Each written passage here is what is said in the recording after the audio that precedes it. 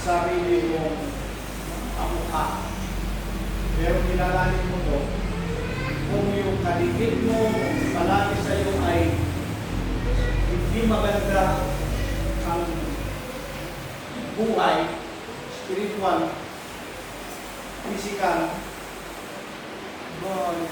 financial, meron ka influensya. Kaya, tingnan nyo balik tayo dun sa judge yet being enough judge. Kung gaano mo itrato, gaano mo husgahan yung isang tao, babalik sa iyo ng ganun din. No? Kaya pag sinabi mo dun sa isang tao malapit sa iyo, sabi mo, bakit ganyan ka? Pwedeng sabihin mo, kasi ganyan ka din. Kaya ganyan siya. Yun. Unless na kahit papaano alam ng Diyos na ginagawa mo yung role mo at siya talagang ayaw may influensyahan sa inyo, siya ang tignan mo. Aside sa akin, nakadikit niya, sino pang madikit sa kanya? Tignan mo yung isang madikit sa kanya, kung ang buhay ng isang tao madikit sa kanya ay okay lang sa kasalanan, hindi takot sa kasalanan, yung sinusundan niya, yun. Masabing ganun kasi yung sinusundan niya. Kaya magkaintindihan sila doon. Kaya hindi kami magkaintindihan, sila ang magkaintindihan. Hindi kami magka-close. Hindi kami maibigit. Nandyan palagi yung gap. Sila, bakit may okay sila? Yun. Nakuha niyo yan? O kaya either, ikaw, hindi mo siya na-influensyahan, hindi rin niya ma-influensyahan yung isa, pero yung isa na-influensyahan mo. So, ang mangyayari doon sa influence mo na yan, magkakadikit kayo, yun, bakit hindi kayo maibigit doon? Bakit? Kasi may problema.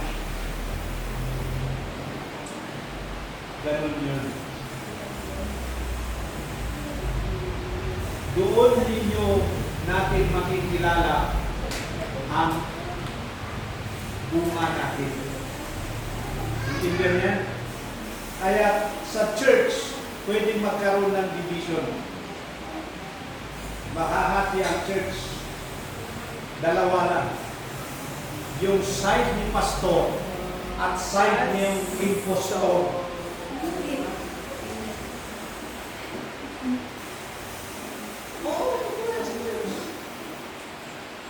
Hindi ito, biro-biro.